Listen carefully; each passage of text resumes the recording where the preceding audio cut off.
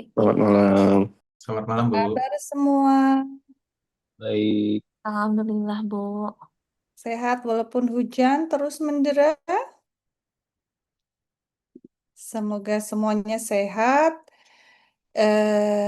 Kita akan diskusi tentang beberapa topik yang saya tawarkan kepada teman-teman semua untuk misalnya memerlukan tugas di kelas MKSK yang ada di semester 2, kemudian yang semester 3 biasanya membutuhkan untuk proposal tugas akhir. Kemudian kalau yang mahasiswa semester 4 dan seterusnya, mungkin ada yang masih proposal, tapi mungkin juga ada yang masih mencari proposalnya, begitu ya. Baik, kalau di sini bisa mulai recording ya, saya coba izin record. Recording in progress. Baik, selamat malam semua. Terima kasih banyak sudah hadir. Ini adalah sesi masing-masing dosen, termasuk saya, menjelaskan tentang topik yang bisa Anda ambil untuk tugas MKSK atau mungkin juga untuk proposal tugas akhirnya. Baik, kalau saya izin share screen.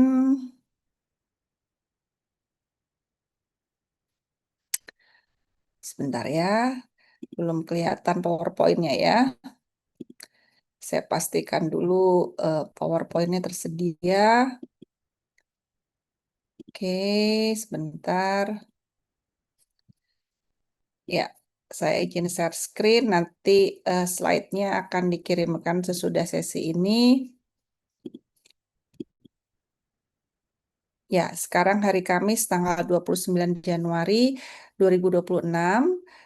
Waktunya juga tidak banyak ya, karena tanggal 2 Februari itu sudah dilakukan perkuliahan di semester genap 2025-2026. Ya, jadi kalau ada yang tertarik dalam waktu 1 minggu ke depan, jadi sekarang kan tanggal 29 ya, saya tunggu sampai hari Kamis minggu depan. Hari Kamis minggu depan itu tanggal 5 Februari, begitu. Kalau ada yang tertarik, silahkan para mahasiswa menghubungi saya di email btp@cs.ui.ac.id, tapi minta tolong di subjek emailnya itu ada dalam kurung siku topik studi kasus. Karena dalam satu hari saya bisa menerima puluhan email dan filternya tentu lebih mudah kalau Anda kasih dalam kurung siku topik studi kasus. Ya, kemudian kalau Anda misalnya melihat ada topik-topik sebelumnya yang Anda tertarik, sebetulnya Anda bisa mengamati, meniru, dan ATM ya, amati, tiru, dan modifikasi, tetapi tentu perlu ada kebaruan atau ada novelty-nya. Misalnya rujukannya diperbarui, diambil yang rujukan 3 tahun terakhir. Dan dari rujukan tersebut, Anda bisa dapat ide teorinya mungkin yang ditambah, kemudian cara mengumpulkan datanya, maupun juga data analisisnya juga bisa Anda perbaharui. Dan kalau misalnya Anda melakukan interview, kalau yang tradisional dilakukan coding, misalnya menggunakan software NVivo, itu dengan open coding, Excel coding, atau selective coding. Tetapi kalau kita mau buat kebaruan, misalnya kita melakukan teks analisisnya dengan AI. Karena sekarang juga model-model large language model itu sudah sangat banyak dan semakin terjangkau harganya, jadi sangat memungkinkan kita melakukan teks analisis dengan bantuan large language model sebagai bentuk dari artificial intelligence. Oke, kalau saya stop share, boleh saya minta para mahasiswa yang di sini hadir sekitar 40-an untuk raise hand dulu, siapa yang dari semester 1 mau masuk semester 2? Yo, minta tolong raise hand. Nah, tapi jangan diturunkan dulu sampai saya beri aba-aba ya. Tolong siapa yang dari semester 1 mau ke semester 2 raise hand dulu. supaya saya bisa menyesuaikan isi diskusi kita dengan gimana posisi teman-teman sekalian. Oke, sebentar. Kalau saya lihat di sini yang raise hand dari katakan 40-an orang itu ada 23. Oke, berarti kalau 23 jangan diturunkan dulu ya. 23 dari para mahasiswa yang hadir di sini adalah mahasiswa semester 1 yang mau masuk semester 2 dan harusnya kalau mau masuk semester 2 itu sekarang pergumulan hidupnya adalah mencari topik untuk tugas MKSK-nya nanti. Baik, saya sudah rekam datanya. Yang tadi raise hand sudah bisa lower hand. Oke, bisa lower hand dulu. Nah, sekarang saya pengen tahu siapa yang kemarin semester 2 dan ini mau masuk semester 3. Jadi sekarang lagi mencari topik untuk proposal. Mungkin dari topik MKSK-nya nggak bisa lanjut, sehingga di semester 3 perlu ganti topik. Nah, mohon raise hand siapa teman-teman yang masih galau untuk mencari topik proposal tugas akhir. Oke, di sini kalau saya lihat yang sedang galau untuk mencari topik tugas akhir di semester 3 karena mungkin dari proposalnya di MKS nggak bisa lanjut itu ada 9 orang. Oke, sudah saya rekam.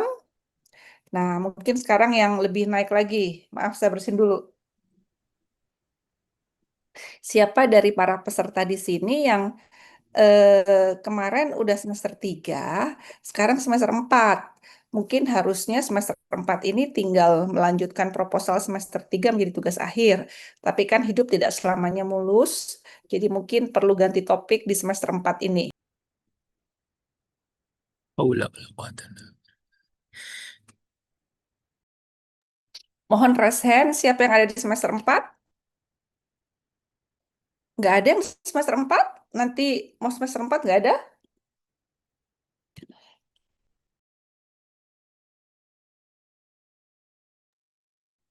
Kalau nggak ada yang semester 4, mungkin masih ada di sini yang masuk semester 6 atau semester 5. Mohon raise hand siapa yang nanti akan masuk semester 5 atau semester 6. Oke, tidak ada. Baik. Kalau tidak ada berarti posisinya ini kalau misalnya saya memperoleh datanya dengan tepat, yang mahasiswanya ngakunya jujur dan saya juga tidak salah untuk mencatat, ada sekitar 23 ini mahasiswa yang akan masuk semester 1. Akan ada masuk semester 2. Jadi ada 23 mahasiswa yang dari semester 1 mau masuk semester 2, berarti tujuannya mengikuti presentasi ini untuk memperoleh topik MKSK. Kemudian ada 9 mahasiswa yang akan memasuki semester 3. Kalau memasuki semester 3 itu berarti akan menyusun proposal tugas akhir, kemudian kemungkinan waktu MKSK kemarin topiknya nggak bisa lanjut. Dan ya, tidak ada yang raise hand untuk mereka yang ada di semester 4, 5, maupun 6. Baik, jadi kalau memang seperti itu potret yang saya peroleh, berarti saya akan memfokuskan kepada mereka yang akan masuk semester 2 maupun yang akan masuk di semester yang akan masuk di semester 3, begitu ya. Baik, saya akan izin untuk share screen lagi. Ya, oke. Ini saya slideshow. Ya, jadi sekali lagi teman-teman, kalaupun ada topik yang Anda pernah baca dari kakak kelas, Anda mau angkat tempat studi kasusnya mungkin bisa beda, tapi selain perbedaan tempat studi kasus, tolong ada kebaruan di sisi rujukan. Dari rujukan dapat teori, kemudian metode data collection dan data analysis yang baru. Topik pertama, ini saya ada beberapa topik tentang software development.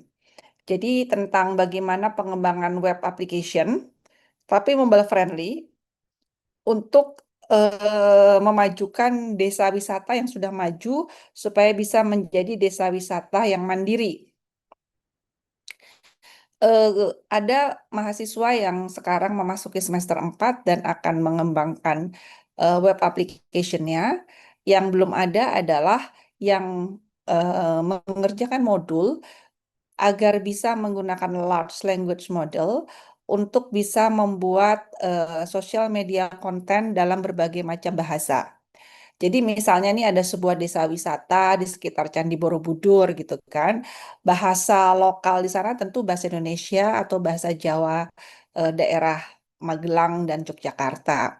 Tapi kemudian kalau ada event seperti festival menjelang Waisak begitu ya atau ada event-event lainnya, tentu harapannya pengelola desa wisata tersebut bisa membuat sosial media konten sekali pakai bahasa Indonesia katakan, tapi kemudian bisa cepat diterjemahkan ke berbagai macam target. Kalau mau pakai bahasa Jepang untuk wisatawan Jepang yang pakai bahasa Jepang, kemudian kalau untuk ke yang pakai bahasa Belanda, yang pakai bahasa Belanda dan seterusnya. Jadi di sini mahasiswa yang mengerjakan web application-nya, rumah utamanya itu sedang mengerjakan tersebut, dan yang belum ada pengembangnya adalah mereka yang mengembangkan sebuah API untuk memanfaatkan LLM supaya pengelola desa wisata ini secara mandiri bisa dengan mudah membuat media sosial konten yang dalam bentuk teks ataupun bentuk gambar dan video dalam berbagai macam bahasa. Yang berikutnya adalah membuat aplikasi. Kalau yang healthy diet application itu bisa berupa mobile app, tidak harus web app ya, karena biasanya orang kalau healthy diet application itu mereka memang mempunyai gawai atau gadget yang cukup memadai untuk berbagai macam aplikasi mobile. Sedangkan kalau yang desa wisata ini pengelola desa wisatanya mulai dari yang punya warung Indomie gitu ya, sampai mereka yang punya jasa transportasi lokal, kemungkinan berat ya kalau dia menggunakan mobile application. Ya, di sini berbagai macam healthy diet application sudah ada. Yang kita mau kembangkan juga healthy diet application yang bisa berkomunikasi dengan large language model. Tapi tentu large language modelnya supaya tidak halu, ini perlu interaksi dengan dokter gizi. Jadi di sini kita akan punya narasumber dari Fakultas Kedokteran di bidang ilmu gizi. Kemudian juga bagaimana software untuk konsultasi online masalah kesehatan mental. Dan ini rumah aplikasinya sudah ada, tetapi yang belum ada adalah interaksi dengan large language model. Tentu kita kerjasama dengan psikolog supaya konsultasinya tidak halu, begitu ya. Jadi kalau yang software development ini, aplikasi utamanya sedang dibangun, belum selesai, sedang dibangun. Perlu ada interaksi dengan LLM. Kemudian kalau yang healthy diet application, ini perlu buat dari awal. Rumah aplikasinya pun belum ada. Kalau yang mental health online application itu aplikasi besarnya sudah ada, yang kurang adalah bagaimana dia bisa berinteraksi dengan LLM.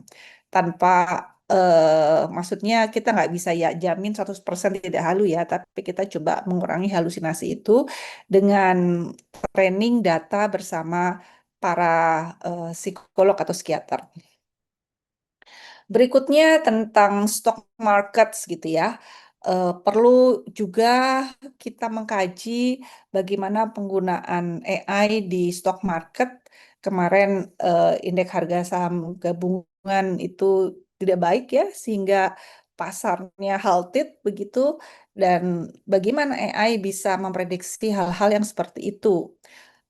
Kemudian topik lainnya adalah bagaimana sentimen analisis di stock market ya, yang seringkali memang tidak hanya dipengaruhi oleh peristiwa-peristiwa yang langsung berhubungan dengan pasar modal, tapi kan ada sentimen tentang politik, tentang berbagai macam aspek kehidupan masyarakat, atau juga ada robot-robot yang memberikan pesan-pesan yang kontraproduktif.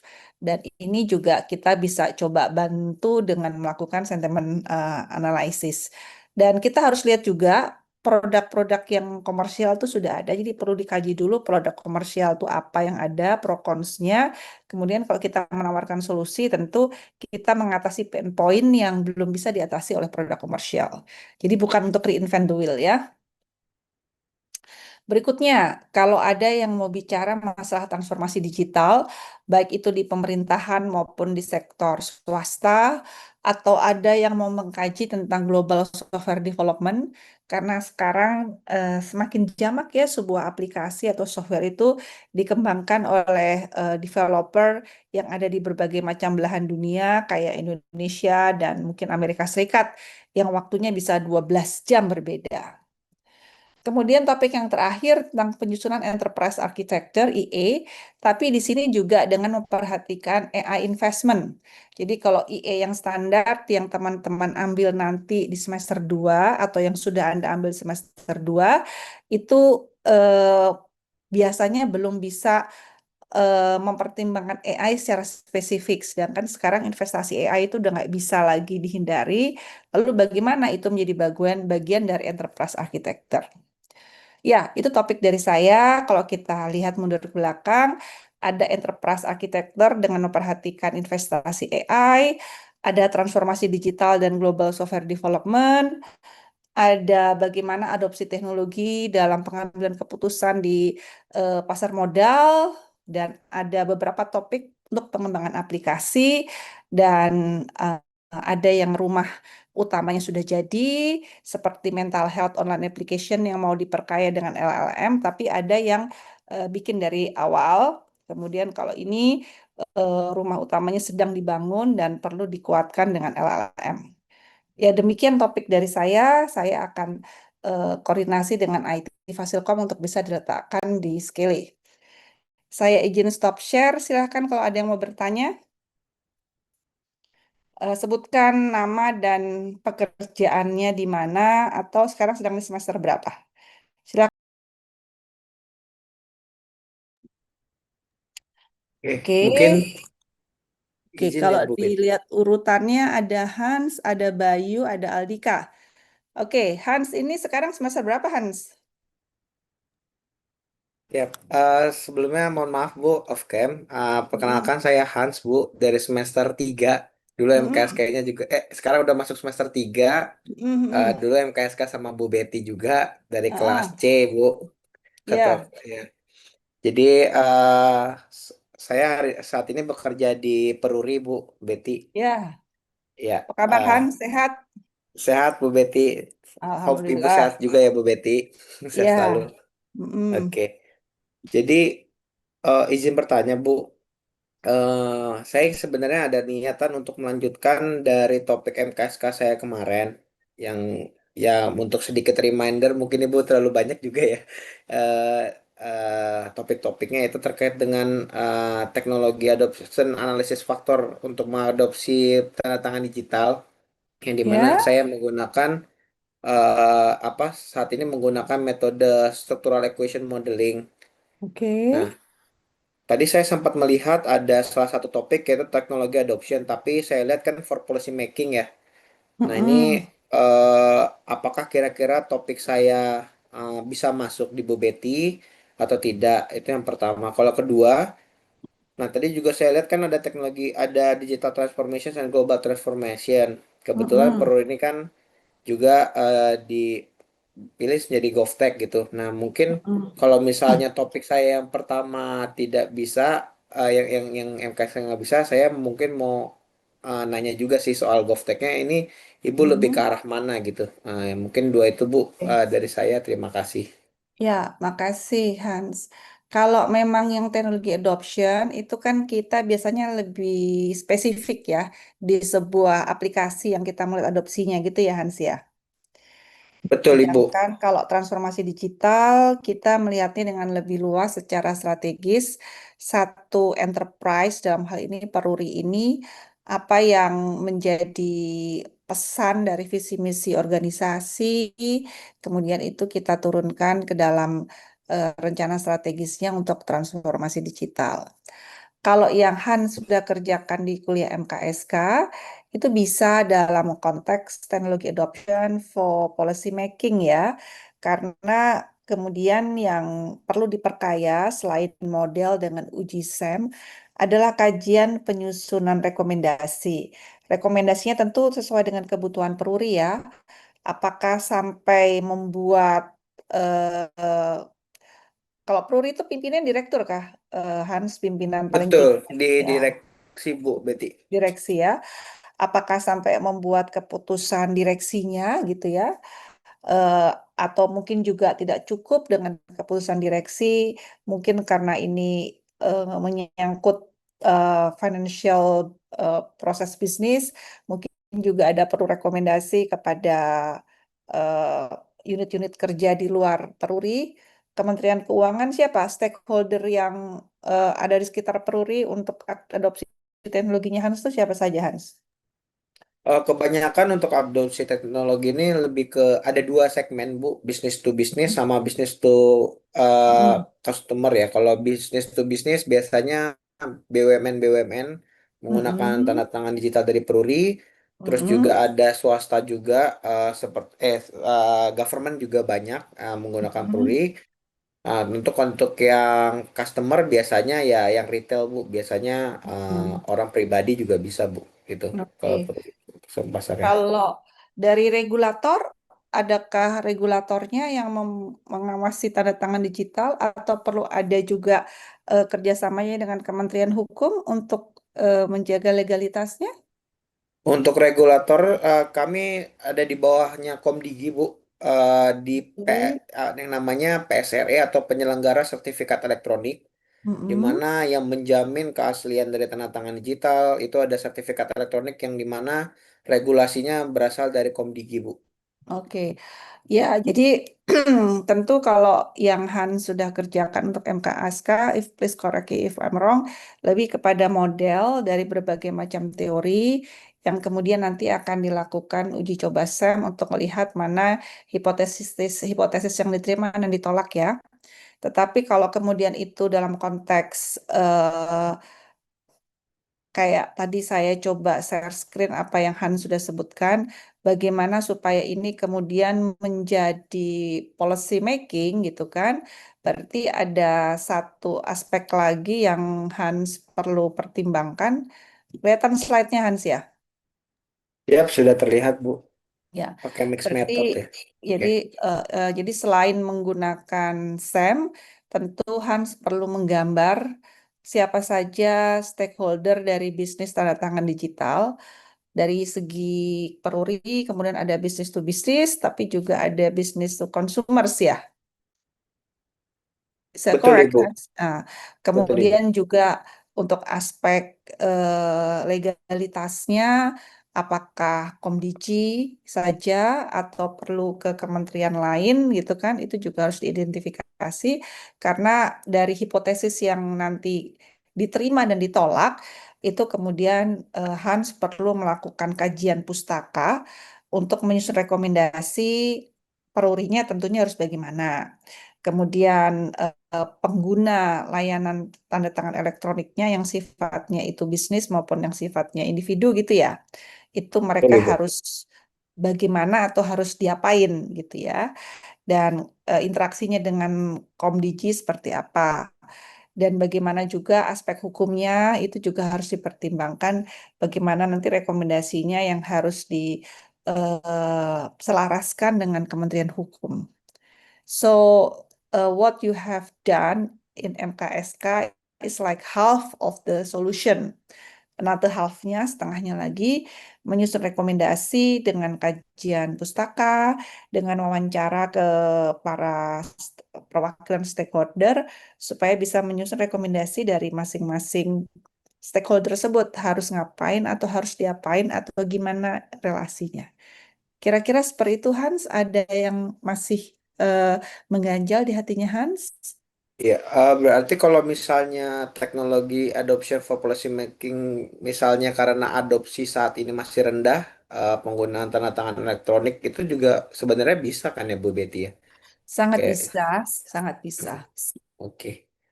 Oke, itu yang teknologi adoption Bu. Mungkin apakah Bu Betty berkenan Bu kira-kira kalau misalnya dengan itu, apakah masih masuk ke topik Ibu?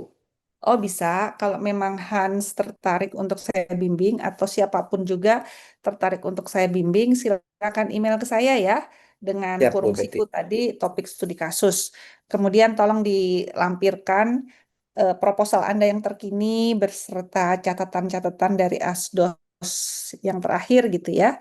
Siap Karena Ibu. nanti kan kita akan diskusi bukan dari awal, tapi dari proposal Anda di tugas MKSK, mini proposal di tugas MKSK, kemudian beberapa catatan yang sudah diperoleh dari dosen maupun asdos MKSK. Jadi buat semuanya, kalau memang tertarik untuk dibimbing oleh saya, silakan untuk email saya di sini. eh, ada alamat email saya, kemudian jangan lupa kurung siku topik studi kasus, dan kalau memang sudah ada mini proposal dari tugas MKSK di semester 2 karena ada di semester 3 saat ini, tolong dilampirkan itu beserta catatan umpan balik yang terakhir dari dosen dan asdos. Begitu Hans.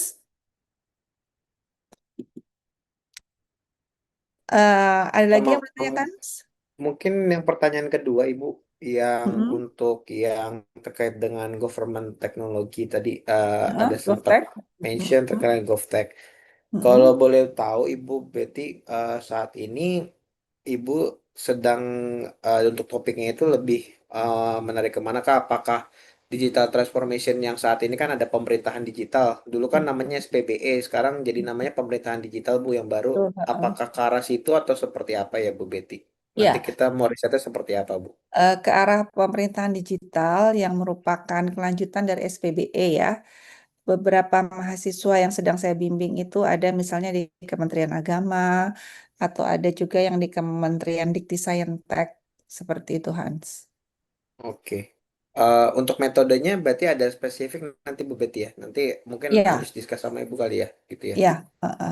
Cuma memang kalau yang digital transformation, kalau untuk kasusnya Hans, berarti Hans harus kerja keras mulai dari depan ya. Karena Betul itu Bu, kan itu bukan masalahnya. kan itu bukan bagian dari karya yang Anda kerjakan di MKSK.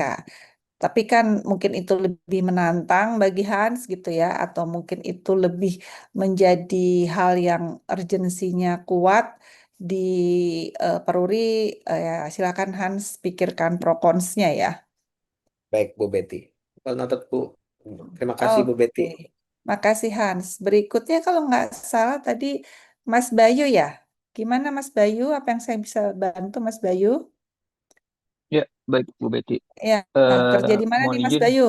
Oh, saya saat ini bekerja di CIMB sebagai senior IT analis. Di mana? CIMB, Oh, CIMB Niaga. iya, Oke, sebagai sistem analis. Oke. iya senior IT analis. Gitu. Heeh. Apa yang bisa saya bantu, Mas Bayu? Tadi dari topik yang Ibu sudah presentasikan, sebenarnya saya ada dua pertanyaan. Satu pertanyaan spesifik untuk Bu Betty dan satu lagi lebih general. Mm-mm. Untuk yang berkaitan dengan topik, kan ada topik-topik yang berkaitan dengan software development. Berarti kan Iya. kalau saya lihat itu goal akhirnya kan sebuah prototype seperti itu kan. Mm-mm. Nah, Betul. tapi sejauh yang saya baca untuk apa sih konten-konten atau narasi-narasi dari sebuah karya akhir maupun yang bisa dipublikasikan itu itu itu apakah bisa kita langsung as is prototype atau masih harus diolah lagi untuk dinarasikan dan diambil beberapa aspek tertentu saja, Bu? Concern Anda gimana maksudnya?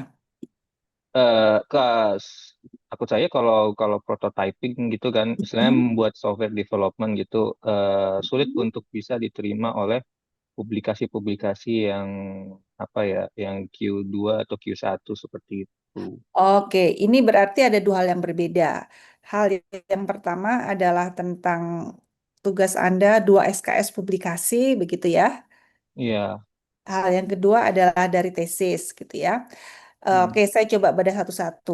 Secara umum, kalau kita bikin software development, tetap bisa kita publikasikan, gitu ya. Tapi kita harus pintar-pintar mengangkat novelty-nya. Hmm. Jadi misalnya, makanya saya menawarkan topik-topik software development-nya itu dengan penggunaan LLM. Karena for certain areas itu masih banyak novelty-nya. Misalnya topik yang ini, coba topik yang tentang mental health online application, begitu ya. Ini adalah sebuah topik yang bisa dipublish di jurnal Q1 namanya Human Behavior. Itu Q1. Dan ada sebuah prototype dari healthy diet yang saya kerjakan dengan mahasiswa Fakultas Kedokteran dan itu sudah terbit di Q1. Coba sekarang yang gantian share screen Mas Bayu deh. Coba tolong dibuka browser, kemudian dicari Google Scholar-nya Betty Purwandari. Minta tolong ya Mas Bayu ya. Sebentar.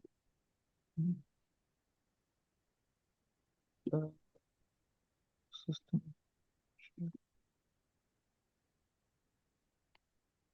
Jadi buka browser apa saja, kemudian ke Google Scholar, cari profilnya Betty Purwandari, terus tolong share screen.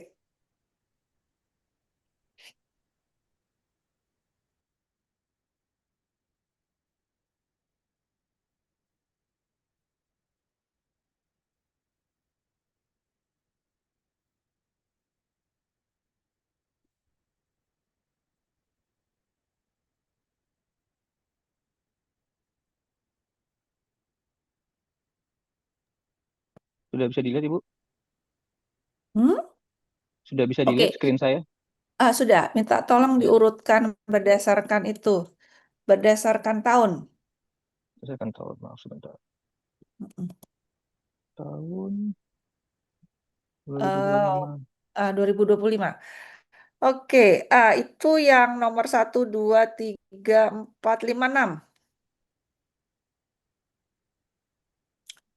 Ini ya, Bu. Healthy Mobile Diet ini. Bukan, bukan yang usability testing of It's Up. Oh, ini. Naik, coba dibuka itu.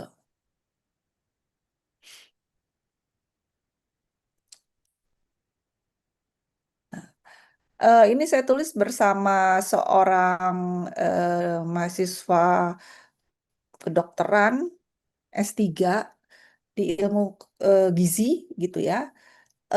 Isinya dalam tanda kutip hanya usability testing gitu ya.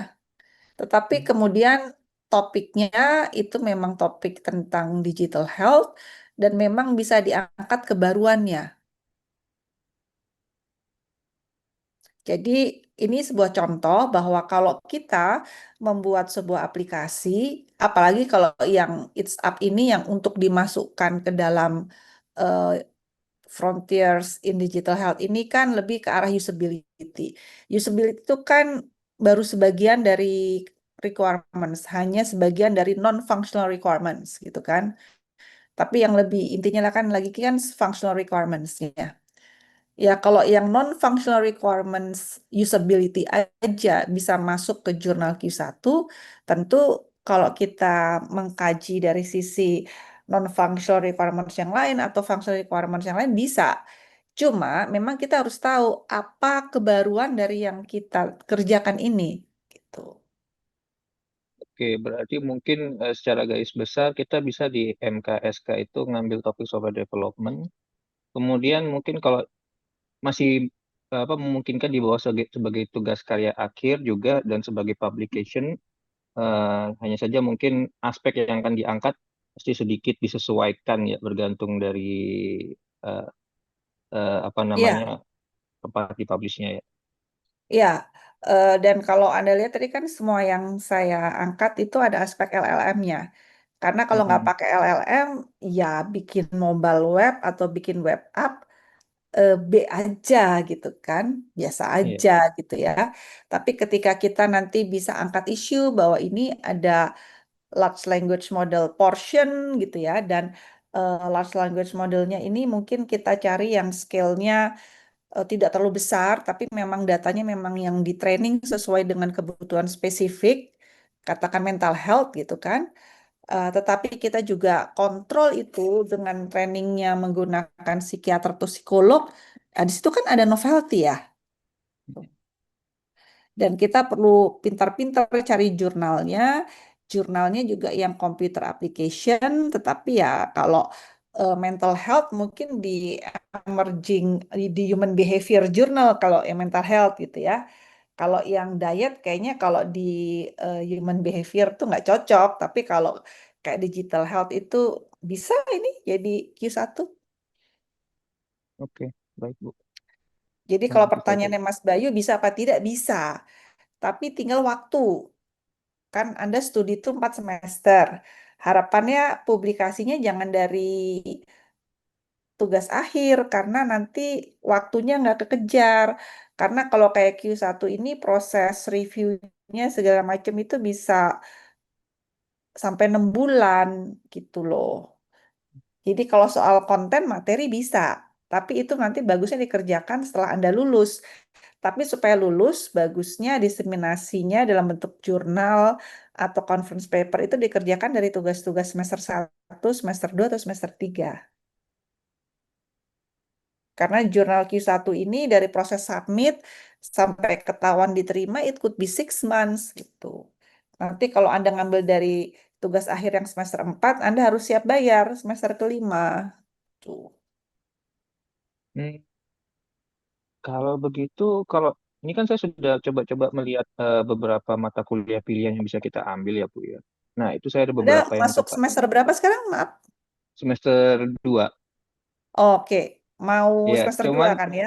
iya, Hmm. cuman kalau saya topik-topik yang saya tertarik itu sebenarnya ada di beberapa mata kuliah pilihan kayak pengolahan data besar, big data, processing, Hmm. kemudian analytical, sosial media, terus manajemen pengetahuan. Nah, itu eh, kalau saya mau coba ngambil apa istilahnya topik-topik yang seperti itu, berarti mulai sekarang saya sudah harus langsung mengontak dosen pengajarnya ya Bu ya untuk bisa cari tahu seperti apa topik-topiknya gitu. Nah, itu Oke, memungkinkan ya. jadi kalau Anda itu sudah selesai semester 1, beberapa mahasiswa itu bisa dapat paper dari tugas manajemen data atau tugas sisi informasi perusahaan. Tapi memang manajemen data dan sisi informasi perusahaan itu tugasnya seringkali harus ditambahi dengan data collection, data analysis. Nanti itu bisa jadi sebuah paper. Gitu. Kalau Anda di semester 2, itu Anda bisa dapat publikasi biasanya dari kuliah manajemen proyek, MPPTI, atau bisa juga MSSI, Manajemen Strategi Sisi Informasi. Nah, kalau Anda di semester 3, dari mata kuliah wajib manajemen informasi korporat, itu Anda bisa bikin publikasi juga. Jadi sekarang saya membimbing seorang mahasiswa. Dia dari semester, hmm, saya nggak boleh salah ngomong, dia dari semester 3 mau ke semester 4, gitu ya. Topiknya tentang game-based application. Cuma pekerjaan game-based application ini sebuah game yang sedang diurus patennya. Berarti dia nggak bisa cepat-cepat dipublikasikan. Aplikasi patennya harus dimasukkan dulu, baru nanti bisa jadi jurnal. Jadi mahasiswa itu tidak bisa lulus diseminasi hasil penelitian atau jurnalnya dari tesisnya. Karena tesisnya itu diembargo publikasinya sampai proses patennya submitted. Tapi dia udah punya 2 paper. Kalau nggak salah itu satu eh, dari mata kuliah manajemen proyek, satu lagi dari mata kuliah manajemen data. Dua-duanya di conference paper, dan karena dia punya 2, ya dipilih mana yang publikasinya paling bagus, dapat nilai A.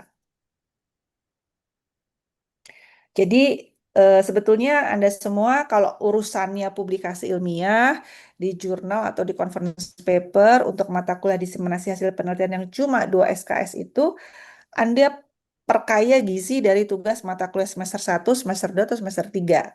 Tuh. Karena kalau Anda mengerjakannya itu dari tugas eh, tesisnya, takutnya waktunya nggak kekejar karena proses publikasi itu bisa 6 bulan lebih. Itu membuat hidupnya Mas Bayu tambah mudah atau tambah susah ya Mas Bayu ya? Iya. Ide pengennya sih bisa align semua kan. Jadi satu topik itu saya perkaya di topik Oh, itu gitu, nggak oke. loncat-loncat. Tapi ya kalau memang Iya, begitu mungkin saya coba cari gitu dari awal. jadi mungkin kan kita itu set sebuah harapan gitu ya. Dan di sini ada kenyataan. Kalau harapannya jauh dari kenyataan, nah itu masalah gitu kan. Tapi kalau kita coba dekatkan harapan dan kenyataan, tuh masalah hidup kita lebih sedikit. Jadi jangan satu jalur gitu Mas, nanti terlalu stres Anda. Anda maunya line. Itu idealnya bagus. Cuma nanti nanti Anda sangat stres karena risikonya banyak. Jadi yang lebih membuat hidup Anda sehat secara mental dan fisik, Anda bikin alternatif. Kalau untuk publikasi di jurnal atau di conference, untuk 2 SKS diseminasi hasil penelitian, carilah dari tugas mata kuliah. Gitu. Nanti kalau mau mengerjakan eh, TA atau tesis, yaitu yang memang SKS-nya banyak kan, ada 16 SKS gitu. Tapi mungkin itu selesainya nanti di akhir semester 4, sehingga kalau itu yang dijadiin publikasi, nanti stres masnya gitu. Oke, Bu. Baik. Kecuali kalau memang misalnya nih, Mas tertarik dengan, ini saya berikan ilustrasi saja gitu ya. Misalnya Mas tertarik dengan mata kuliah pengelolaan data besar. Sedangkan pengelolaan data besar kan baru Mas bisa ambil semester 3 nih, gitu kan. Tapi untuk MKSK, Mas udah punya lah modal. Oh, nanti pengelolaan data besarnya itu misalnya mau ngambil, kan di internet itu ada banyak data publik ya di Kaggle ya. Misalnya data tentang ini apa retina mata gitu kan. Bagaimana retina mata itu bisa untuk memprediksi seseorang itu misalnya punya kelainan diabetes apa tidak gitu misalnya. Nah, itu jadi tugas MKSK. Kemudian nanti ketika semester 3 ngambil pengelolaan data besar, itu dijadikan tugas pengelolaan data besar. Nah, semester 4 itu dipublikasikan gitu. Nah, untuk tugas akhir mungkin tetap pengelolaan data besar, tapi mungkin datanya bukan data publik. Mungkin Mas punya eh, data tentang kredit nasabah gitu ya, yang mau dianalisis gitu kan.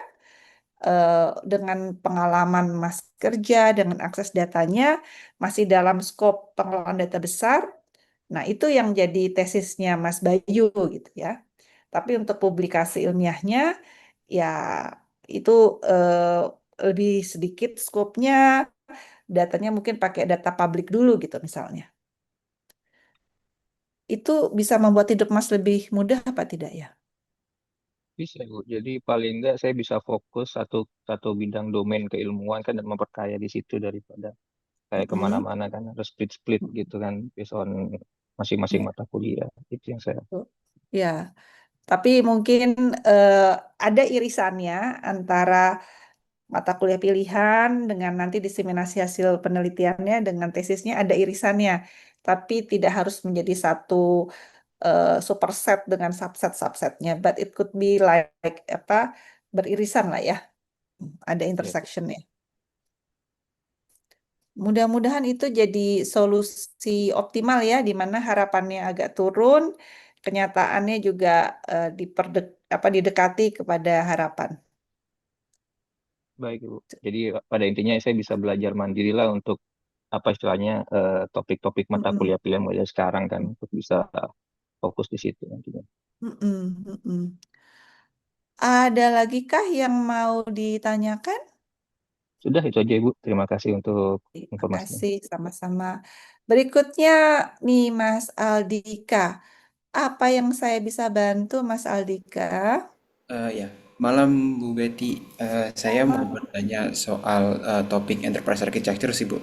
Mm-mm. Soalnya kan saya bakal masuk ke semester 3, jadi semester lalu ngambil eh, MSSI. MSSI. Ya, Ya, jadi belajar sama Pak Riri sama Pak Panca mengenai pembangunan enterprise architecture. Nah, mungkin ada beberapa pertanyaan. Yang pertama itu mungkin Bu, kan di mata pelajaran MSSI itu Pak Riri pernah bilang ya, ada kemungkinan dia membuka Mm. tesis bersama. Jadi nanti topiknya itu Mm. bisa dikasih, bukan topik, sorry, tempat studi penelitian bakal dibantu oleh dia. Nanti bisa dibantu komunikasi dengan narasumber dan lain-lain. Nah, untuk Bu Betty sendiri tadi kan saya lihat ada beberapa tipe ya Bu ya. Itu Mm. yang salah satunya itu peti kemas Bu. Apakah nanti bakal berhubungan dengan tempat studi kasus yang Pak Riri bekerja ataupun bekerja di sana atau gimana Bu ya? Atau harus kita cari sendiri untuk yang peti kemas itu? Oke. Mas Aldika, tolong bantu saya Mas Aldika. Buka sebuah browser, kemudian share screen Mas Aldika. Oke Bu, sebentar ya Bu. Mm.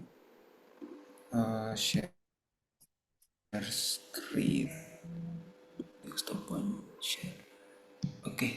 Ya, sudah terlihat ya Bu ya? Ya, coba dibuka sidang.cs.ui.ac.id. cs.i.ac.id. Ya. Oke. Kemudian kalau ini kan Gasal 2020 search-nya. Coba di search-nya dicari Riri Satria. Satria. Nah, Hmm. ada berapa itu mahasiswa yang kemarin sidang di bulan Desember dan Januari yang dibimbing oleh saya dan Bapak Riri Satria? 7 ya Bu ya? 2, 3, 7 ya? 5, 6, 7 ya. Oke, sebetulnya yang topiknya tentang enterprise architecture nggak 7 sih. Coba Anda cari yang ini kan ada berapa kolom ya? Kolom 1, 2, 3, 4 itu kolom pembimbing. Hmm. Karena kalau yang nomor 2 dari bawah kan Pak Riri sebagai penguji bukan pembimbing. Pembimbingnya kan Pak Panca gitu ya. Ya, tapi dari 7 ini 5 itu bimbingan saya dan Pak Riri, topiknya penyusunan enterprise architecture di berbagai subholding companies di bawah Pelindo. Ini yang Pak Riri katakan bahwa topiknya dapat disuplai oleh Pak Riri, kemudian ada akses kepada para narasumber, tetapi memang di sini mahasiswanya harus punya komitmen karena mereka harus warawiri ke Jakarta Utara. Karena kalau kita, siapapun juga dari kita mau menyusun enterprise architecture, kita perlu tahu dua hal. Kita tahu bagaimana menyusun enterprise architecture, di sisi lain kita harus tahu degup jantung nadi dari bisnisnya tempat studi kasus gitu ya. Mungkin ke paling atas, Mas Aldika, tolong dibaca. Yang paling atas itu apa judulnya? Perancangan model enterprise architecture pada layanan hubungan pelanggan, studi kasus PT Pelindo Terminal Peti Kemas. Oke, nama mahasiswanya Mas Huan gitu ya. Nah, Mas Huan ini ada mengalami masalah tuh karena beliau ketika mengerjakan karya akhir dapat berkat. Berkatnya adalah keterima CPNS gitu.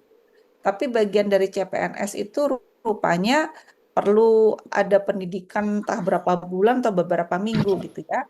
Sehingga Mas Wan tidak bisa intens datang ke tempat studi kasusnya untuk melihat bagaimana PT Pelindo Terminal Peti Kemas itu punya proses, ini kan kalau nggak salah hubungan pelanggan ya, CRM kan.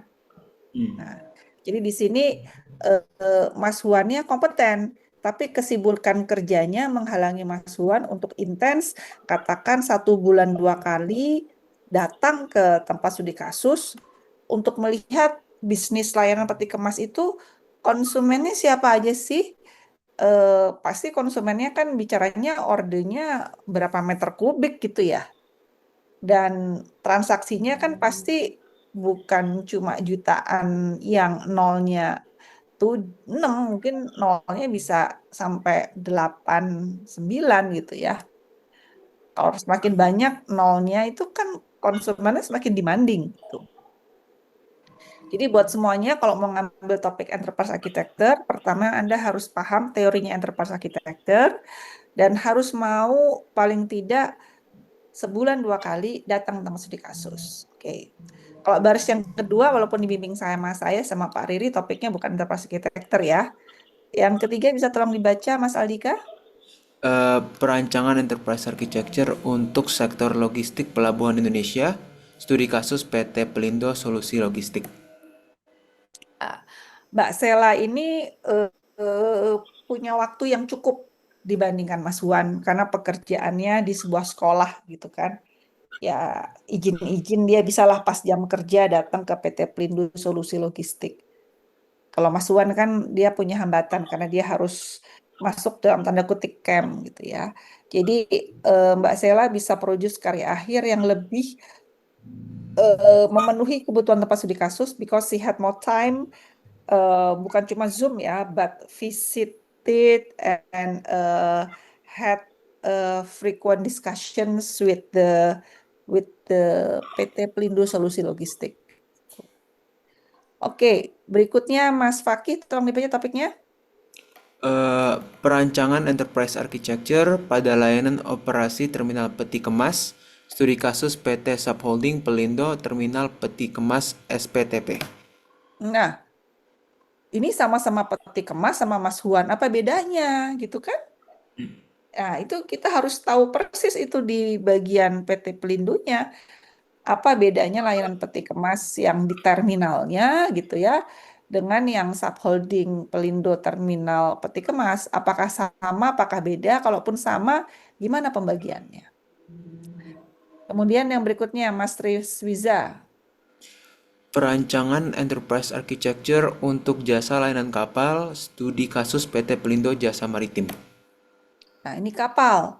Kapalnya juga harus dilihat nih, apakah memang semua jenis kapal, apa kapal penumpang saja, apa kapal barang saja, gitu. Jadi harus rajin-rajin tuh main ke Jakarta Utara. Nah, berikutnya kalau yang Mas Regi itu Pak Riri dan saya hanya sebagai penguji, pembimbing yang paling bawah coba. Perancangan enterprise architecture untuk sektor hinterland pelabuhan Indonesia, studi kasus PT Pelindo Solusi Logistik. Nah, ini Mas Vincent ini yang paling bisa mengorbankan waktunya untuk hadir dan berinteraksi dengan tempat studi kasus. Karena hinterland itu adalah area-area di sekitar pelabuhan, termasuk jalan tol yang ada di dekat pelabuhan, dan termasuk satu area wisata yang ada di benua Bali. Memang Mas Vincent nggak sampai ke benua Bali, tapi dia paham bahwa pernah naik kapal pesiar nggak Mas Aldika? Belum, Bu. Nah, jadi kapal pesiar itu biasanya mampirnya mungkin di Singapura, di Malaysia, terus ke Australia, Indonesia cuma dilewatin. Tuh. Lalu di benua Bali itu dibuat sebuah pelabuhan yang untuk kapal pesiar yang mewah. Dan kalau kapal pesiarnya bersandar kan mereka juga mau dapat lingkungan yang eksklusif ya untuk merasakan Pulau Bali. It's part of the hinterland. Gitu. Ya, jadi kalau memang Mas Aldika punya passion untuk menyusunan enterprise architecture, Mas Aldika juga bisa mengatur waktunya. Jadi masalahnya di antara teman-teman ini bukan masalah kemampuan akademis, lebih kepada tanggung jawabnya gitu ya. Karena kita kan berperan sebagai konsultan, mereka adalah sebagai klien dan kita harus punya waktu yang cukup banyak, harus intensif, ngerti sebetulnya proses bisnisnya klien itu gimana, baru kita bisa kasih solusi enterprise architecture-nya. Cuma di antara enterprise architecture ini, emang menggunakan TOGAF 10 yang sudah cover aspek security. Karena memang Pelindo sebagai sebuah perusahaan induk itu sudah menekankan aspek cyber security. Tetapi kemudian ada muncul kebutuhan kan untuk embrace AI investment. AI investment-nya harus dimulai dari mana sih dalam enterprise architecture? Nah, itu menjadi sesuatu kebaruan yang eh, teman-teman perlu kerjakan kalau Anda mengerjakan topik enterprise architecture bersama saya dan nantinya bersama Pak Riri. Mungkin saya mau lanjut bertanya sih, bukan kemarin di kelas MSSI juga Mas Juan sama Mbak Sheila kalau nggak salah ya itu presentasi kan Bu ya. Mengenai progres mereka membangun EA Enterprise Architecture. Nah, misalkan kan ada Toga versi baru dan ada expansion ya, jadi yang security itu. Bisa nggak kita melanjutkan studi mereka supaya kita perbarui TOGAF-nya atau kan karena kan TOGAF nggak mungkin diganti tiba-tiba kan Bu ya? Hmm, Sebetulnya kalau kita mengerjakan topik dengan tempat studi kasus yang definitif gitu ya, seperti di anak-anak perusahaannya Pelindo, kita harus lihat dulu mereka butuhnya apa gitu ya. Mungkin mereka nggak butuh TOGAF baru. Yang mereka butuhkan adalah eh, sekarang kalau misalnya tempatnya Mas Wan, sekarang yang diperlukan bukan CRM-nya. Mungkin sekarang yang diperlukan lebih ke arah back office-nya gitu misalnya. Jadi bagian mananya itu memang di-trigger dari tempat studi kasus, bukan dari kitanya. Oke, siap. Tapi sebelum dilanjutkan, mohon maaf saya potong ya. Buat teman-teman semua, ini kita sangat terbantu oleh Mas Aldika yang sudah membuka sidang.cs.ui.ac.id. Tadi kan yang dibuka kan yang semester gasal 2526 ya. Sebetulnya kan bisa dipilih semester-semester sebelumnya. Itu teman-teman kalau mau ngintip apa sih topik-topik yang pernah dibuat sama senior-senior Anda, mungkin bisa membantu. Tetapi memang kalau untuk mendapat laporannya, Anda perlu datang tuh ke ruang baca, ketemu sama Mbak Mutia ya. Cuma kalau yang baru sidang kemarin kayak Mas Huan, Mbak Sela, itu mereka masih dalam proses untuk pengumpulan, menyerahkan final reportnya. Kan mereka mau wisuda 14 Februari, harusnya sebelum 14 Februari mereka udah setor itu versi finalnya diserahkan ke Mbak Mutia di ruang baca. Karena biasanya yang akan dibuka secara online hanya judul dan abstrak. Tetapi kalau mau baca dokumennya, Anda bisa ketemu Mbak Mutia.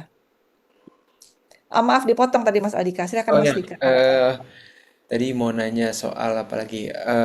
Ada beberapa lagi sih Bu. Mungkin misalkan eh, saya mengambil topik ini Bu ya. Berarti nanti Pak Riri juga menjadi salah satu pembimbing juga ya Bu ya? Ya, Oke, siap. Karena saya mengiranya kalau misalkan perusahaan lain Pak Riri tidak harus menjadi pembimbing, berarti oke dua-duanya. Mungkin pertanyaan terakhir Bu, mengenai enterprise architecture ini kan semester 3 ini saya mengambil beberapa peminatan Bu ya. Apakah lebih baik atau mungkin atau harus wajib ya? Apakah saya mengambil kayak yang kalau nggak salah e-business ya atau saya lupa sebutannya. Kelas-kelas peminatan yang mengarah ke bisnis atau bisa saya ambil peminatan lain Bu ya? peminatan itu kalau memang Anda mau ngambil enterprise architecture, mungkin lebih membantu kalau Anda mengambil mata kuliahnya seperti manajemen risiko atau bahkan tata kelola TI atau tunggu ya. Tadi saya mau ngomong ada manajemen risiko, ada tata kelola TI atau keamanan informasi. Karena kan aspek cyber security itu sekarang sesuatu yang perlu sangat dijaga karena serangannya banyak. Dan itu perlu eh, kalau akan sangat baik kalau Anda punya konsep yang kuat di keamanan informasi atau di manajemen risiko, gitu kan. Kemudian dalam enterprise architecture seringkali juga kita harus memperhatikan tata kelola TI. Kalau kita nyebutin merek ya COBIT gitu kan. Karena kan seringkali compliant terhadap tata kelola TI yang banyak dipakai itu COBIT itu bagian yang kita juga harus perhatikan pada saat kita menyusun enterprise architecture. Oke, siap Bu. Berarti ya kalau mau ambil ini harus banyak waktu luang dan komitmennya tinggi ya. Oke. Betul, kecuali Ya. kalau tempat studi kasusnya tempat Anda kerja. Mas Hmm. Aldika kerja di mana? Saya sekarang ditugaskan di Sampurna, Bu. Jadi kontraktor. Oke, kontraktor bidang apa kalau boleh tahu? Information security, Bu. Oh, information security. Ya. Anda ditempatkan di Sampurna Holdingnya apa gimana? Jadi saya kontraknya dengan Sampurna, tapi saya bekerja juga sama induk perusahaannya, jadi Philip Morris. Oh, Anda dengan Philip Morris. Ya, tapi saya ditugaskan di Sampurna, tapi bekerjanya dengan orang luar juga, jadi nggak cuma Indonesia doang. Oh, di kantornya Sampurna yang di mana nih? Di OPP, Bu, di Pacific Place. Oh, di Pacific Ya, One Place ya, ya. One Pacific Place ya. Bukan di tempatnya Bu Wai itu ya. Bukan ya. Ya. Oh, Anda di bagian apa tadi namanya? Information security, Bu. Information security. Ya, ya, ya. Ya, maksudnya kalau posisi Anda seperti itu, very unlikely that you can develop EA for your office gitu kan. Anda Iya. nggak bisa punya akses kali ya kalau mau bikin EA-nya Philip Morris gitu nggak bisa gitu kan. Ya, saya nggak tahu seberapa fleksibel Anda bisa mengerjakan topik yang memang tempat studi kasusnya itu di Jakarta Utara yang kalau lagi hujan gini banjir gitu ya. Jadi perjalanan ke sana itu bisa ya mungkin ketemu orang pelindungnya cuma 2 jam, tapi sama perjalanan mungkin jadi 2 jam tambah 3 jam, 5 jam gitu. Oke, siap, Bu. Misalkan saya tertarik, berarti tinggal email Ibu atau bisa komunikasi langsung ya. Ya, ke email saya dengan subjek ya topik studi kasus gitu. Oke, siap. Terima kasih banyak, Bu Betty. Sangat membantu. Ya. Baik, oh udah jam 8. Ini ntar lagi mau ada dosen lain nih yang mau masuk. Ini di Sekre ada siapa nih di Fasilkom UI host? Yang jaga Zoom siapa nih? Pak Ganda, Pak Fajar, Aris atau Bu, Mas Aris? Ya. Mas Fajar juga ada. Oh, apa kabar? Ini dosen berikutnya siapa nih sesi berikutnya? Nah, sudah nggak ada Bu. Tidak ada, Bu. Oh, nggak ada. Oke. Jadi buat teman-teman kalau ada yang tertarik silakan email saya. Saya tunggu dalam 1 minggu ke depan. Karena biasanya sesudah 1 minggu ya sudah tutup karena topiknya sudah diambil gitu misalnya.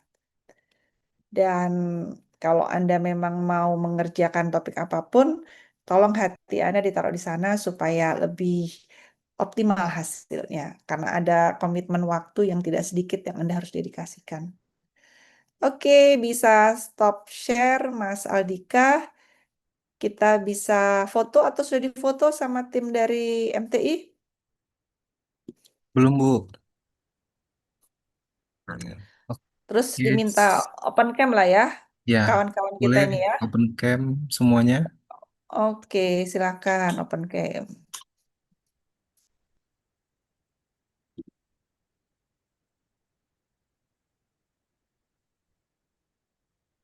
Buat yang mau masuk semester 2 sampai ketemu hari Senin di kelas MKSK ya.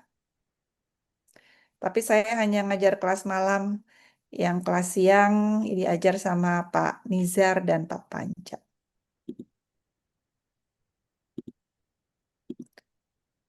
Berapa layar ini? 3 Bu. 3. Jadi senyumnya harus ditahan lama ya. Oke, siap. Oke, baik. Dalam hitungan 3, 1, 2, 3. Dan slide kedua, 1, 2, 3. Slide terakhir, 1, 2, 3. Oke, terima kasih Bu.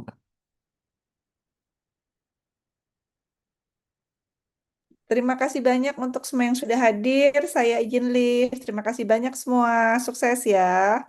Terima kasih, Bu. Recording Terima kasih, stop. Bu Betty. Terima kasih, Bu Betty.